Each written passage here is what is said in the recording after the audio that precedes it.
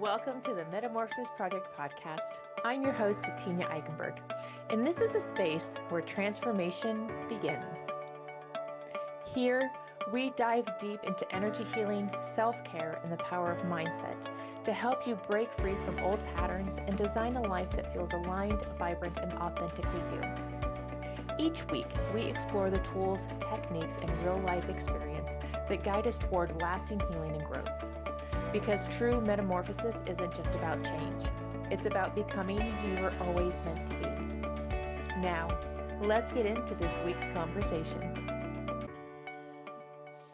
Welcome back to The Path is Always Evolving. I am Tenya, and with me I have Eva. And life has certainly evolved in this last month. We record about once a month, and we batch record. So I'm sure if you look back at our previous episodes, you'll see that we're wearing the same clothes in 4 or 5 of the episodes. And that's because we batch record, and we're not going to run and change clothes just to make it look like we're recording weekly. Guys don't have to do it, and neither do girls. Exactly. So this last month, the last time we met was the end of June. I think it was the end of June. And for the month of July, gosh, we had quite a bit going on, didn't we? Life was definitely lifing. Yeah. How has your life evolved in the last month? Actually, you know what? It was really good. It was very different. It was definitely outside of our norm, outside of our normal routine. We went to go see our oldest son, daughter-in-law, and 3.5-year-old grandbaby. And life with a 3.5-year-old is hectic. You are going non-stop. Yeah. In fact, we spent 2 hours playing hide and seek with him one day. It was the most hilarious, awesome experience. Aw. Do And it you was fun. remember playing hide and seek with your kids for that long? Oh my gosh, no. No, I didn't. No. No, I would be like, okay, we hit 3 times, we're good. Yes. And it was funny because, his dad, his mom, we were all involved in playing. It was hilarious because at the beginning, my grandson would say, "Okay, you're gonna hide here and you're gonna hide there." Um, So he and would tell so you where to hide so that he would exactly, then come and find you. exactly. And so, we thought, this isn't the way hide and seek was supposed to be played, but then we went, who cares? He's happy, he's Yeah. laughing, he's Yeah. having fun. So it evolved into all of us trying to not only hide from him, but hide from each other and create these, really innovative and inventive ways to be able to hide. So we'd hide behind the shower curtain, we'd duck down in behind different pieces of furniture and hide in closets and try yoga really helped me a lot because I'm scrunched down in a closet and I'm in this squat trying to hold this wall sit for however long it takes for somebody to come and find me. And then, of course, in that position, that's where somebody else got really inventive and he's having difficulty finding that person before he comes and looks for Gamma. And I'm sitting there thinking, oh my God, thank goodness I do yoga because I can't imagine trying to be in this position for this long. But we were going Yeah. nonstop all the time. Yeah. And there was very few minutes of downtime and there's very few spaces of alone time. My husband and I drove out to Virginia in an RV with 2 dogs. Oh, One's a puppy, one's only a year right. old, Right.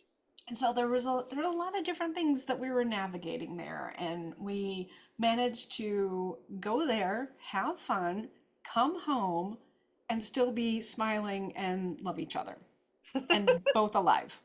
You know, you you say that, and because the perception is that when you're in a marriage for as long as you have been, or for as old as you are, not that we're old, but you know what I mean, that we don't get along with our spouses in small spaces, right? That we would want to kill each other. I have several friends who have shared with me over from time to time how irritating the things are that their husbands do.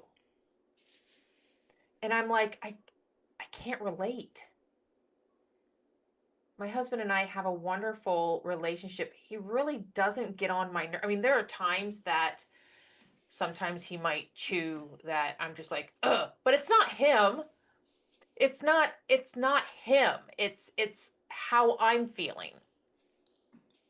Yes, that's an important piece there. What's the state of your nervous system in that Right. moment? Yes. And I told my husband one time, I said, I can see because of a whole lot of feelings that I was having around something. I don't remember what it was around, but I was like, I can totally see why some women point fingers and are like, you're making me feel this way.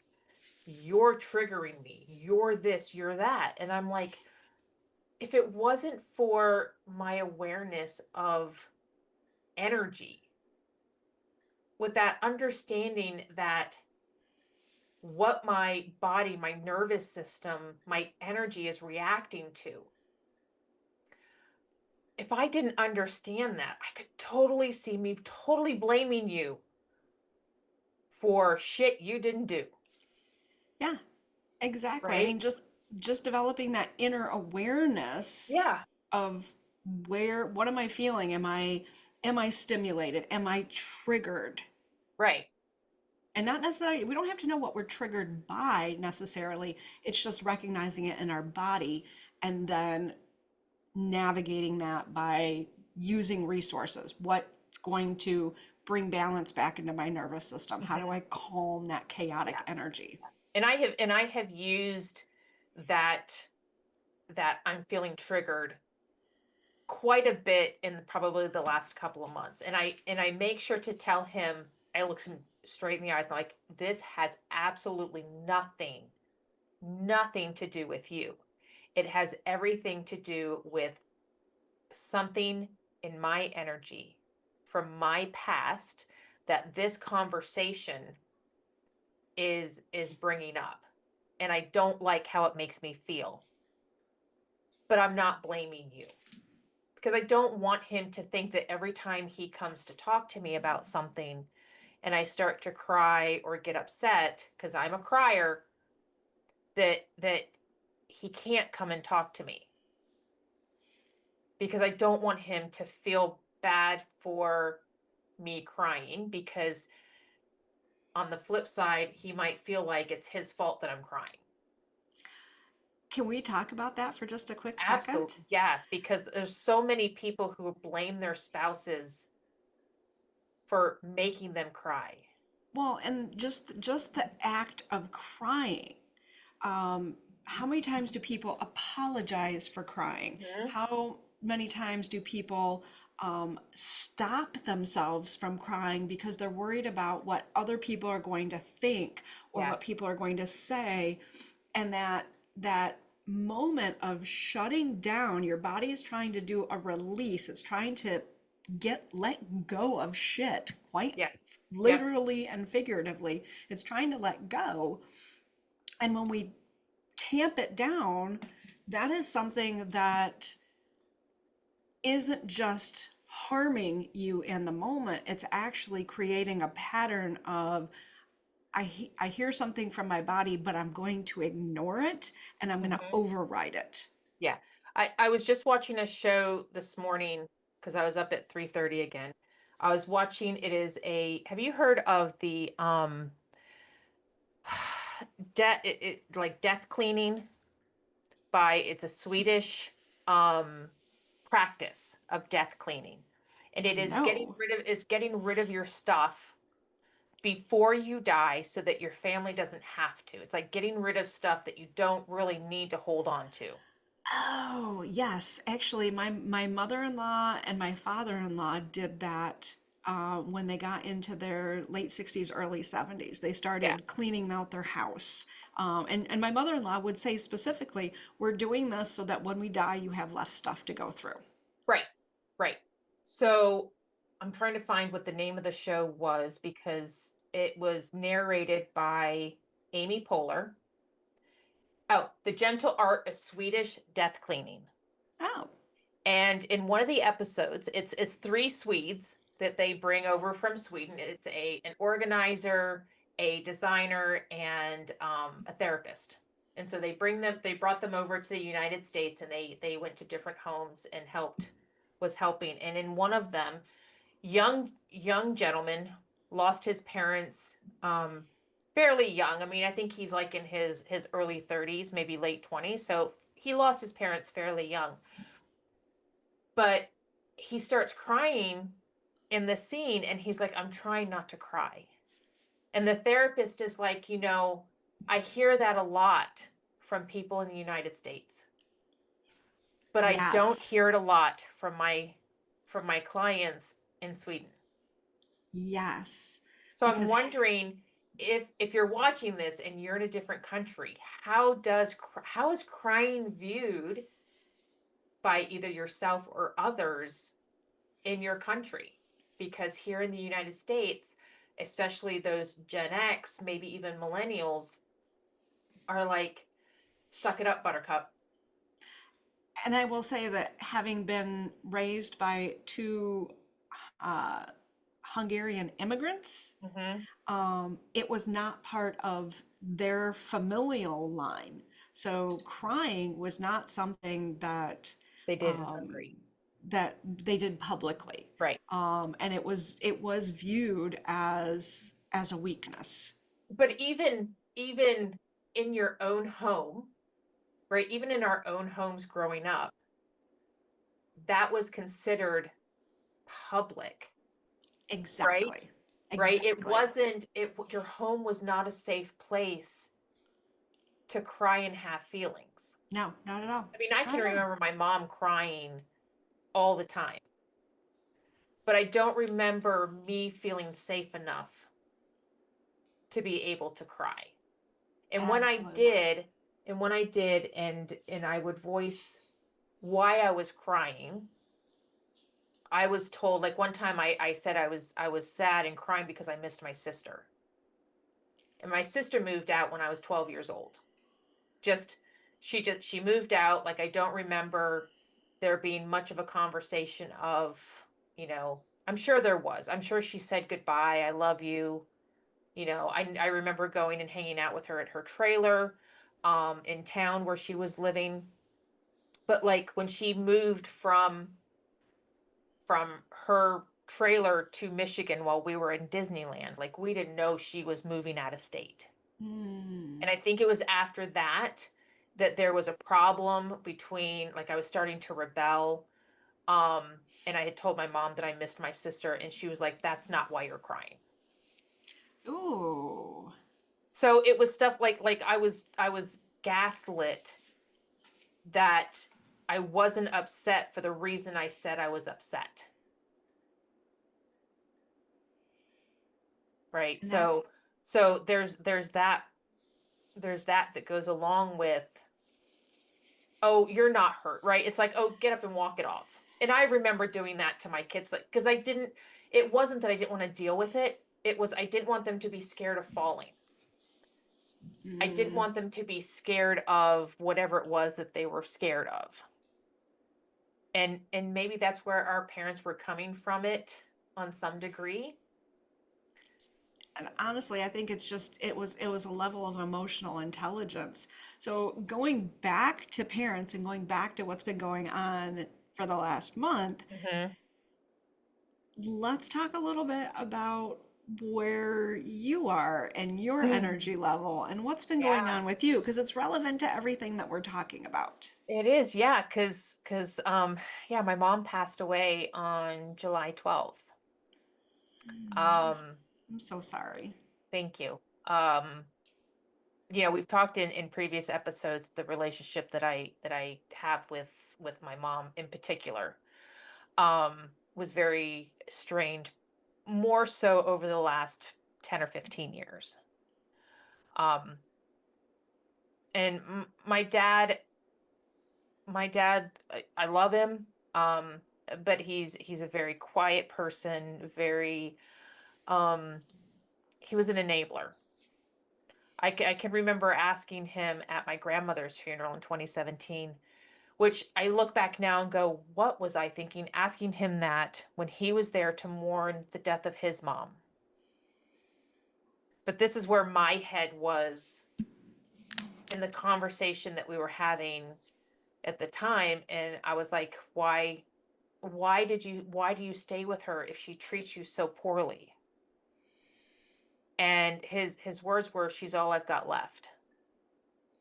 And that broke my heart, because that meant that he felt that us kids weren't there for him on some level. Yeah, well, that's creating a story. It is. So, I mean, why he felt alone, only he really knows that. Yeah. Yeah. Yeah. And so yeah, so she passed on July 12th. My dad called, and when he told me, I was first in shock, because she'd been in the hospital for about a month. Went from ICU to a regular bed, and it was going back and forth on whether she was going to be transferred to the University of Virginia for an MRI, because she had a shunt, because of her tumors. And if she had an MRI, the shunt would have to be reset, and they couldn't do it at the hospital that she was at. So they were going back and forth on whether they were going to send her for an MRI to see if her confusion, and everything that she was feeling was because of the UTI that she was dealing with, the pneumonia she was dealing with, or was it something neurological that they couldn't see without an MRI. They ultimately decided against the MRI, but this was a back and forth 3 weeks into, 4.5 weeks into her being there, or 3.5 weeks into her being there. On the 11th, she was finally moved to rehab. And I told my dad, I said, I'll call you I was like, I'll call you when I get back from camping, and we'll set up a weekend for Rob and I to come up, and we'll come visit mom in rehab, come and help you out with some stuff if you need it, but we'll come up and visit now that we know that she's in rehab, she should be there for a while, right? And then she passed away Saturday morning. So the last time I saw her was at Christmas. So 6 months. Yeah, it was 6 months. And she was supposed to, they were supposed to come Father's Day to meet their great grandbaby. So my mother never got a chance to meet Charlie. But very complicated feelings. Very complicated, because one, she was my mom. We did have a good relationship up until about 15 years ago. But I have also grieved for her several times. Every time she told me that she was thinking about ending her life, which was like 2 or 3, it doesn't sound like a lot, but it was 2 or 3 times over that I can remember from my teenage years up until she passed. 2 or 3 times within that probably 25-year period. It's a lot to hold. It is. It is. But then there were also all the times that she was going into the hospital for surgery, and she was like, I may not come out. This may be my last Christmas. Right. And I'm not sure if she actually said it this past Christmas. But she did send out, and this was just my mom, an invitation to everybody to come for Christmas at my house. And this was we were going to do a potluck. This was what we were going to do because she deserved it. Like that was the kind of stuff that my mom would send out. And so there's like when I first heard, it was shock, because while it was not surprising, it was still unexpected. I mean, she was 70 years old. She was very ill. Um, and it turns out that she had a heart attack. And Mm. so she passed away from a heart attack. And my dad had seen her Friday night, and when he went back Saturday morning, she had passed. Or Aw. she was unresponsive when he went in. And they pronounced her as passed at around 9:30 that morning. How's your dad doing? Um, you know, he's so hard to gauge. First of all, he lives 2.5, 3 hours away from me. So it's not an easy trek to go and see him and see how he's doing. I did call just about every day or texted every day, and he eventually told me, but probably about day 3 or 4, you don't need to call and check on me every day, because he'd been through this before. Because his first wife passed away um, when my older sister was 5. So they'd been married for about 5 years when she passed Mm. away. So that's how he's dealing with it. I've been through this before. I know what to do. I know depression. He knows depression will probably set in. He got sick for about 8 days with stomach bug or something. Um, and I was not texting or calling. So like I even had to have people go and check to see if he was okay. Almost had non-emergency go and check on him, but he finally answered the phone because he was supposed to come to our house and meet Charlie and see the grandkids, and he didn't show up. He didn't call. And I was like, Mm. worst stories going in my head of what, because they've got 4 cats and a dog. Like I'm thinking, oh Lord, he's died and is very morbid. Like just stories going through my head. Yep. Yep. um but he took care of everything. We didn't have a service um because we're all spread out. The cost to have a the cost to have a funeral, like just the cremation alone was just under 5 grand. And so a funeral, I think the funeral website had an actual menu of like how much things would cost depending on what features and stuff that you got. But it could start out at like 13 grand for a funeral. It should not be that expensive to No, have a dignified ceremony for a person. no, no, it should not. But that's why that's why we have life insurance, right? Or you should have a savings account, a death account that would allow that to take place. Yeah, that's the first bill I always told my husband we would pay when if we were having money troubles. Our life insurance is the first thing we pay, because that is, if something happened to him, that is my lifeline for a while, and vice versa. And I work from home. I work my own business. I don't If he wasn't here, I would not have enough right now to support myself. So, life insurance, if you're watching and you don't have life insurance, get some. At least 5 grand to cover cremation. Oh You my gosh, don't have to have a funeral. term life insurance, you can get so much more. Yeah. Um, And term life insurance is typically good until you're like 70.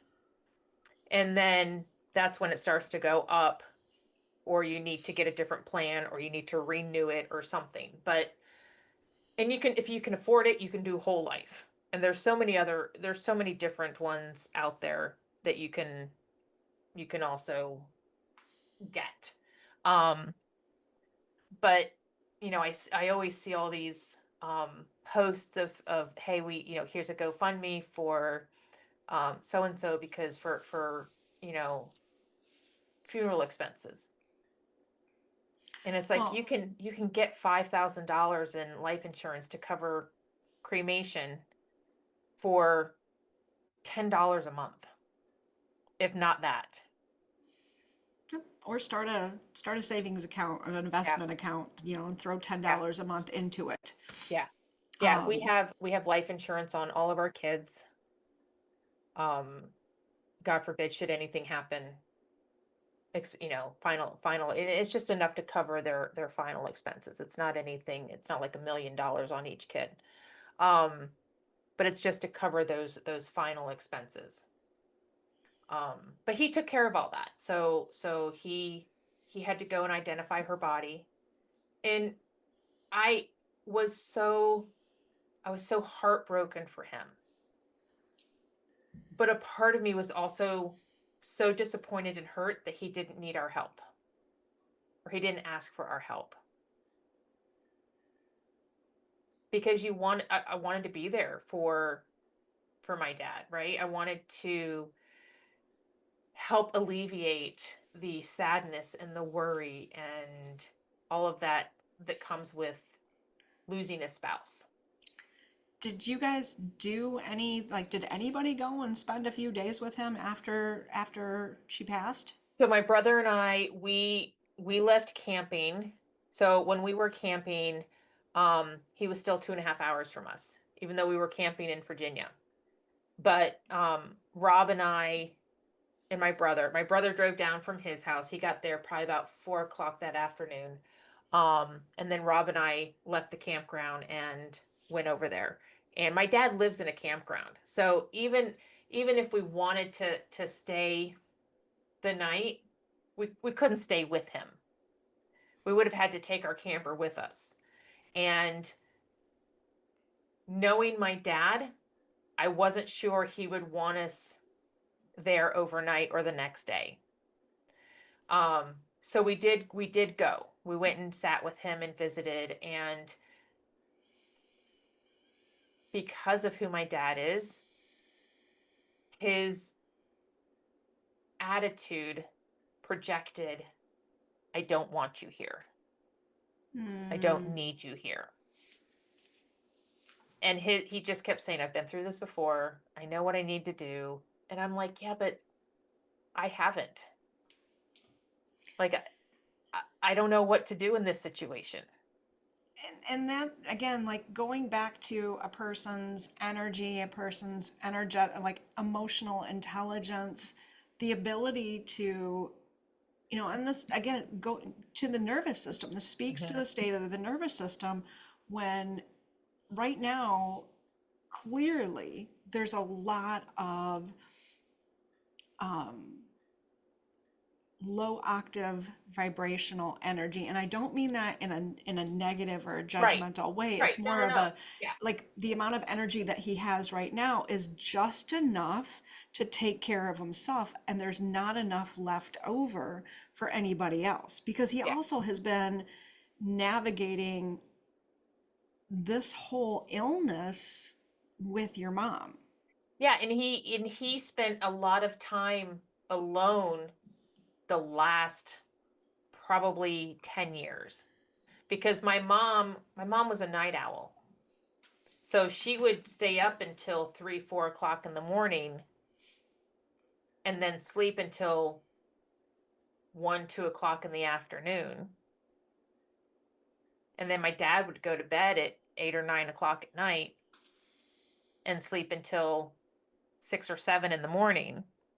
So they only had a few hours of time together in the evening where they were both awake. So while he lost his spouse, he lost his best friend.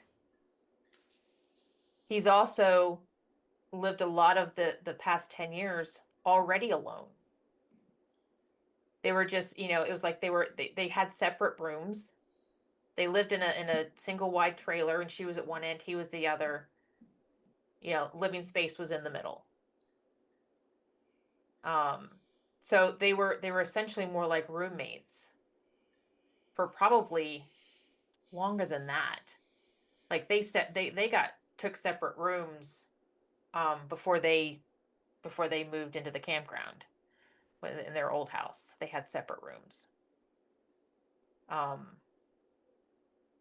so, and I wanted to be there for him, but he didn't, either he didn't want to burden us with it, or he really truly just did not want us there, which is very possible. He's already talking about moving to Texas or Idaho once he gets everything, finds new homes for the animals, and gets all of the affairs in order. So, And it's kind of hard because, again, he's navigating his own energy, mm-hmm. and it's unfortunate that he's not able to be there to be of any type of comfort to you or your siblings. Yeah, Um, yeah, and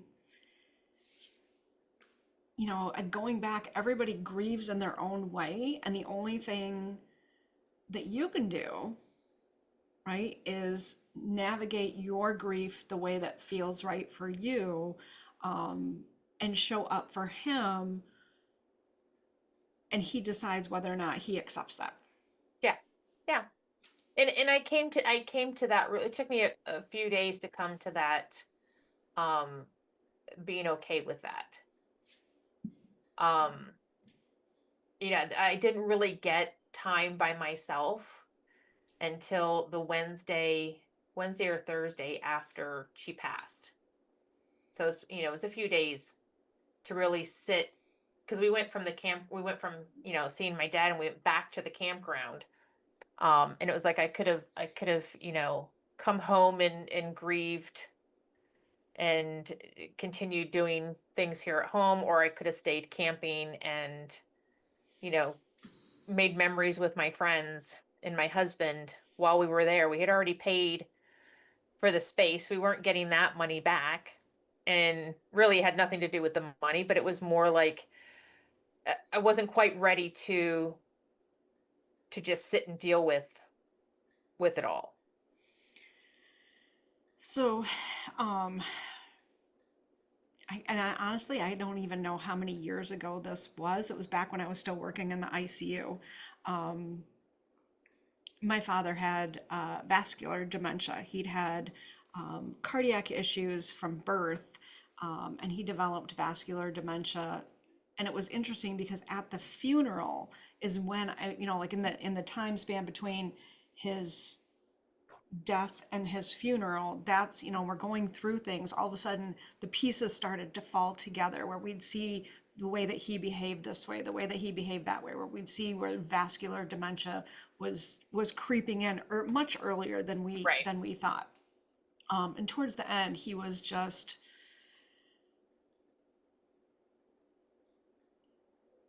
paranoid, angry, vicious. Um, he did not remember a lot. And one of the things that my mom said to me was, "Oh, well, he hasn't known who you are for like the last 2, 3 years. He's just faked it every time." And she went along with it.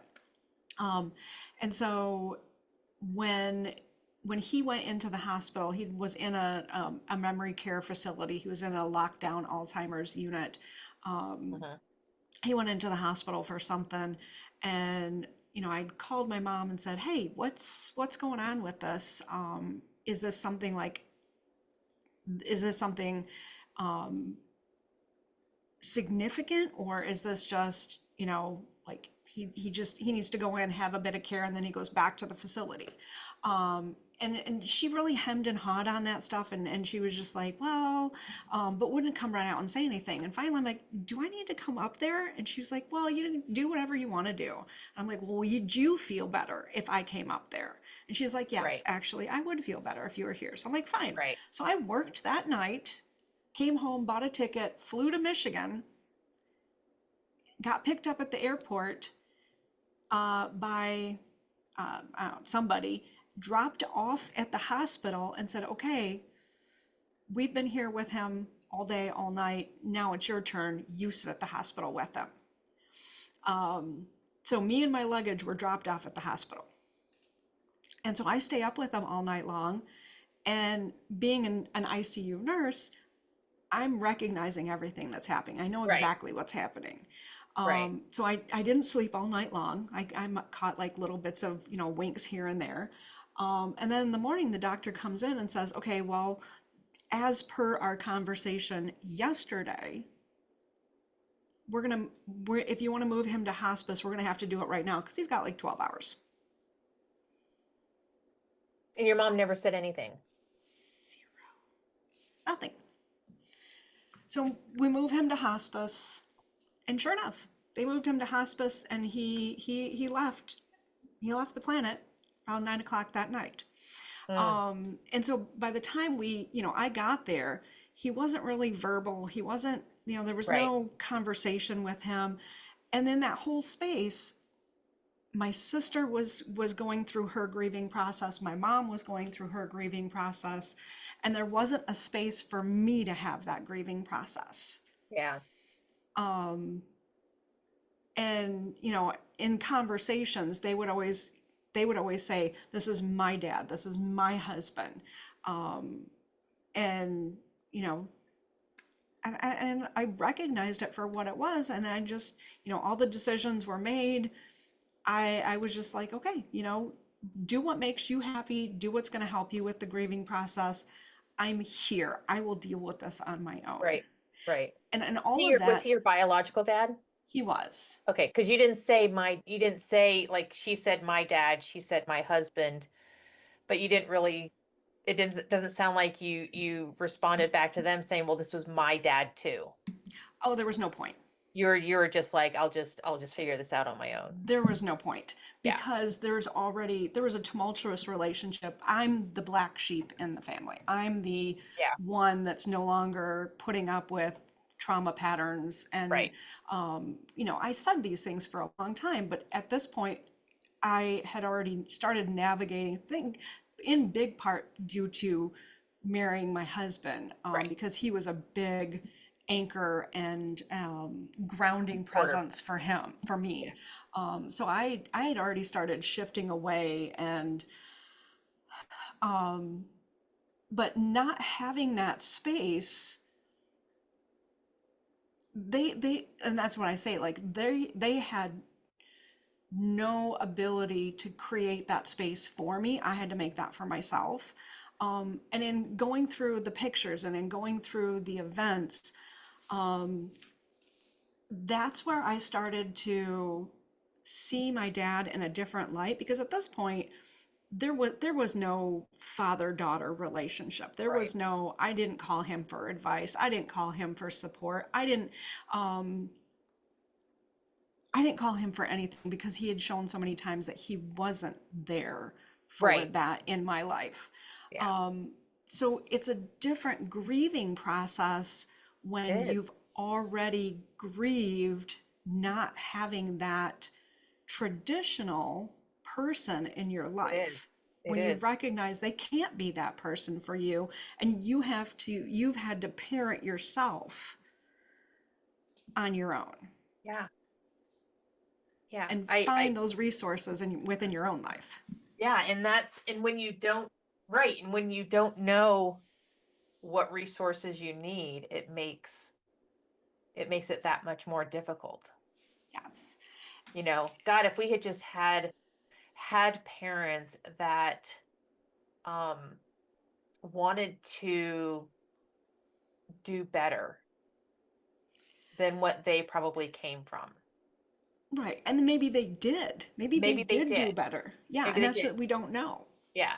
Yeah. Um, so my part of my process was looking at the pictures and looking at the times in my life, and just trying to see who actually was my dad, and what was a product of his disease and the chronic portion of his disease, and to see where was his actual authentic self showing up, And there were a few glimpses, like, when I was a baby and he'd put me in the basket of his bike. Of course, this is the 1970s, so don't get all, riled up, folks. Like, there was no, we didn't even have seatbelts, okay? So just Right. back off. Right.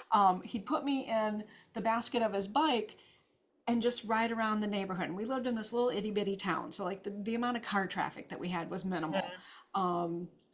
And so that was my actual authentic dad. That was his Yeah. authentic self, where Yeah. he was enjoying the fact that he had a daughter and he was enjoying that connection. There were so very few times after that. And being able to see that when he passed helped me to recognize that he did the best that he could with so incredibly few resources and tools. Mhm. And I mean, it's now, like I said, I can't even, I don't even know how many years he's been gone. Um, and I want to say it's close to 8 years. Okay. Um, he, I'm coming to the space where I can say, there was love there. It just wasn't the love that I needed. Right. And right. And I know this with my mom, because my mom and I had a good relationship up until my brother started having kids, which was about 2008, and him and his wife set boundaries. Mm. And my mom did not like the fact that my brother stood up for his wife instead of standing up for her. And then she started to try to get me to talk to my brother. And it almost got to the point where, like, my brother was like, if you talk to me about mom again, our relationship is done. And so, like, I was caught in the middle from 2008 until 2016, when my brother finally put his foot down and was like, no, I'm not talking to you anymore, to my parents. And he cut them out for about a year and a half, which last year my mom said she didn't remember. So there were things in her life that she totally blocked out because they were traumatic for her. And that was one of them. And I don't even know where I'm going with all of this, but what there was love there. There was a good relationship there until I started getting pinned against my brother and being aware of it. And when I look back, tried to pin me against my dad. She had tried to pin me against my other two siblings. She always tried to get me to be on her side. And it wasn't until 2015, 2016 that I woke up and saw what she was doing, the manipulation that she was doing, the gaslighting that she was doing to try to get me to be on her side. And that's when the relationship really started to fall apart. So what tools, what resources, what energy, impact, what do you use now to help you navigate this at your own pace, the way that feels right for you? So I think doing the energy work for the last 5 years between her and I, healing my mother wound, healing my father wound, healing my parental wound, because there are three different things. Um, Looking at the relationship between my mother and her parents and my father and his parents, and seeing, just doing the energetic work around those. And there was a lot of energy. Like, I was working on the energy between me and my parents on a monthly basis for probably three years. And I think that that is what has allowed me to process those difficult and confusing emotions now, because I am sad that my mom is gone, but I don't know if it's really hit me that she's gone, because I wasn't there when she passed. I didn't say goodbye to her body. I haven't seen her in 6 months, and I only talked to her twice in the last 6 months for whatever reason. I talked to her on did I talk to her on Mother's Day? No, I left her a message on Mother's Day because she didn't answer her phone and she didn't call me back. I talked to her on her birthday. So, and then one other time.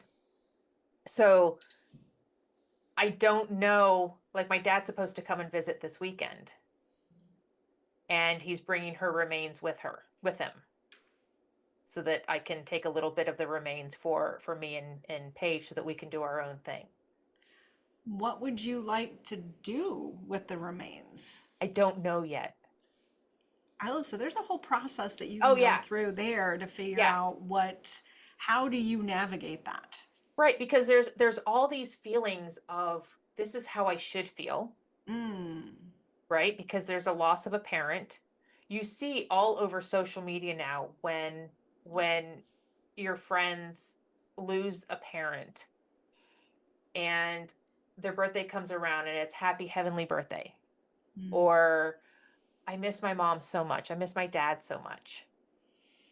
And I don't know if you have those feelings, but like for me right now, it feels like I know she's gone, but is there something I'm not feeling? Because like I'm not I'm not feeling that huge loss. Well, my personal experience, I'm gonna kind of yoga this a little bit. Um, each of my parents gifted me with a moment in time. I think my mom's actually done this several times. They each gifted me with a moment in time that severed a particular amount of connection that we had. Right. Um, I'm not going to go into the specifics of what each of those moments were, but it was a very clear delineation between biological donor Mm-hmm. and parent. Right. Um, they may have given birth to me, they may have created a home for me, they are a house for me, they may have created shelter, offered food, clothing, things like that. But in terms of emotional Right. support, Right. learning in terms of like what to do out in the world, and how to have a relationship with somebody, those things were not provided. And there were some very clear moments where something that they said made me realize that they are a human being, and then they are my mother figure, father figure, Right. and not necessarily a parent, and that I had outgrown anything that I needed from them. Mm-hmm. Meaning that I had surpassed them in I don't even like that word. Um, outgrown, um, I don't, something where there was a separation. So when my Right. I dad would say I died, would say outgrown is a good way to put it, because you outgrew their parenting style. yes.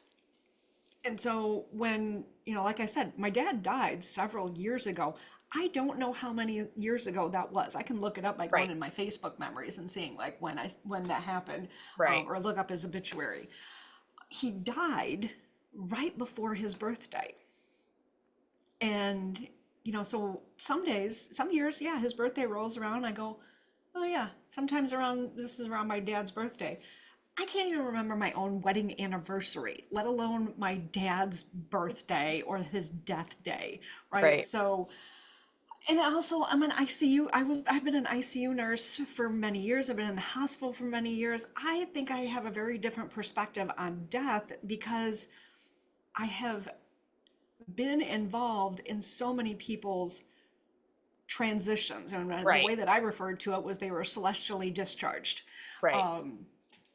And so to me, he's gone on to a different portion of his existence. Yeah. His existence in my life was minimal even before he passed. So when those things come around, like Father's Day, his birthday, even with holidays, there's not this, oh, I wish my dad was here to see this, because I don't remember a point in my life when I ever had that feeling of, oh, I wish my dad was Yeah. here to experience this with me. You just mentioned Father's Day, and Mother's Day popped in my head. And every Mother's Day, I can't remember, we may have had this conversation in a previous episode or just when we were chit-chatting of like I could never find a card that actually said what I wanted to send my mom. Yeah. It was I, always like you're the best mom in the world, or it was just like uh, I won't have to do that next year. I won't have to struggle with that obligatory sending of a card. so there's so much that I can be know. done around this. There's so much that can be done around this because the thing is, and we may have to do another episode just on like how to mourn a parent that you've already mourned multiple times. And maybe we can do that in the when we break from this one, we'll go into the next one and just continue Absolutely. to go there. Absolutely. So, But yeah, because, even now, I've had a very tumultuous relationship with my mother. And like I said, there's been some very clear delineations and connections where I yeah, just say, "Yeah, okay, you know what? You may be the person who gave birth to me, but in terms of being my parent figure, right. you just kind of, revoked some of those privileges." And so for many years, Mother's Day would come around, and her birthday is very close to Mother's Day. And so I would have this grieving process around Mother's Day and her birthday because I would just sit there and grieve, not for her, not for our relationship, but for the fact that, like, and that was the thing that really bugged me in high school and in my younger years was the friends who had that phenomenal relationship with their mom where they're like, they call their mom and talk to their mom every single day. And I'm like, I had the Wicked Witch theme on my phone for when she called me. So like there was no, I really want her to call Mine, me. mine, mine says mom dash letter B. Yeah. Let them. Yeah. And if she's watching this episode, because she's still alive and she's watching this episode, Yeah, my experience is my experience. yeah, yeah. And And I'm sure my mom's watching over my shoulder. Like being in, like I think I also have, like you said, because you're an ICU nurse, you have that different perspective on transitioning, on death, and being in the energy world, we have a different perspective on death. Like I know my mom is her soul is out there somewhere, whether she's feeling anchored because of something, or she's like my uncle who is psychic, um said that he didn't have a good relationship with her either, and he sat and told her goodbye, and he said that she came in and said that she was ready to pass, she was ready to go, her body was just so tired, her meat suit was just so tired, she was here much longer than we thought that she would be because of her health issues, but that she was ready to pass on, and she was with somebody named Rosa. I don't know who Rosa is. um but she was ready, she was ready, her body was ready to let go. And I know that she she can come to me anytime. She's come in my dreams a couple of times. um and I only remember like little short spurts, so I don't have the whole picture yet. And she never used to come into my dreams. So I know she's around. And I know that there's a possibility that I will have a better relationship with her now, with her being on the other side, than I was able to have with her ego. And I'm okay with that. But I can only imagine how difficult it is for someone who doesn't have the understandings that we have, the awareness that we have, or the beliefs that we have around death. Like I'm so okay with talking about death. I go to a death cafe every month.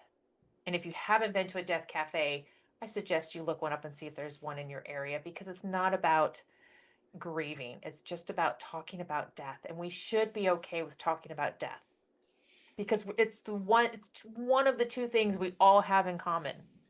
We're all born, we're all going to die. Yep. Yep. And I will say that, there's been a few times working in the ICU where randomly what felt random was one minute a person's there, they're sitting, they're talking, and the next minute they're gone.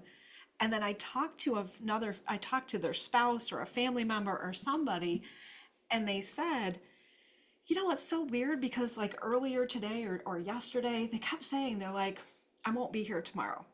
Mm-hmm. Or they said something that gave the impression to that person that their time was going to be up. And I'm like, and you didn't think to talk to any of us about that and let us know? It was just Well, one of those things where to, I don't think they believed them. to that, my mom for several times had said she might not be here the next day. And she wound up living, you know, 5 or 6 years longer than the last time she told me she wasn't going to be here. So it's really hard for us to believe when our family members tell us they may not be here tomorrow. And it is. It's like one of those hindsight things, Yeah. where you have a family member that says, "Oh yeah, they wanted to move back to the area because this is the area where they felt like their circle of life Right. ended." Right. And to hear those things, you're like, wow, like some people do have that awareness, and it may be something that comes towards the end of life. I don't know, but Yeah. um, But we should tie this episode up, because I'm pretty sure we've gone over our typical, like, let's try to keep it at a half an hour so people stay engaged. Um, so we'll stop this here, and we'll start up again with the next episode, and we'll talk about the difficulties, the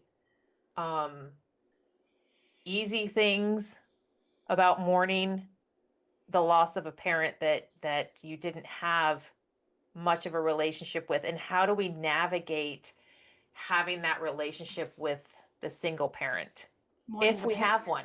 mourning a parent that didn't behave as a parent. That as well.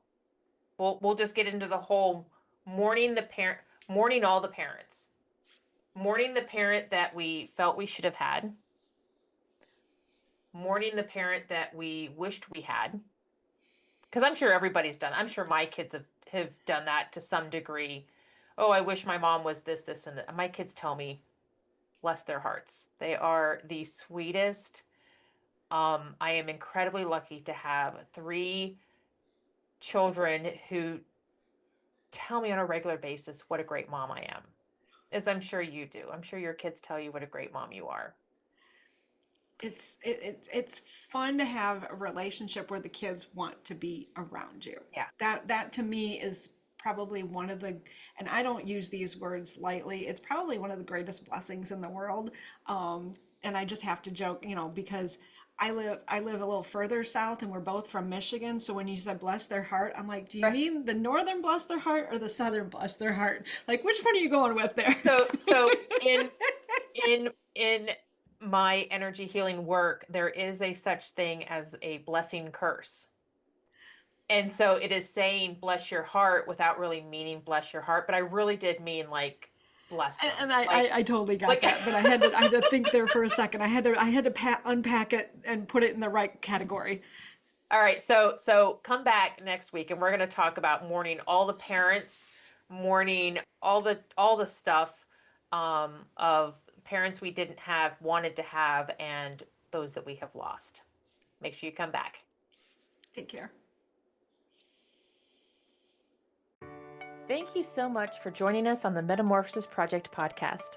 I hope today's episode brought you inspiration, joy, and a spark of empowerment. Remember, transformation is an incredible journey, and every single step you take towards self-care and healing brings you closer to the life you truly desire. If this episode uplifted you, please subscribe, rate, and leave a review on your favorite podcast platform. Your support helps us to share this journey of hope, resilience, and joy with many listeners. For more tips, support, and inspiration, come and visit us at designyourexistence.com. Until next time, keep growing, keep healing, and keep shining brightly. You are absolutely worth every bit of love and care you give to yourself. Take care, stay joyful, and be well.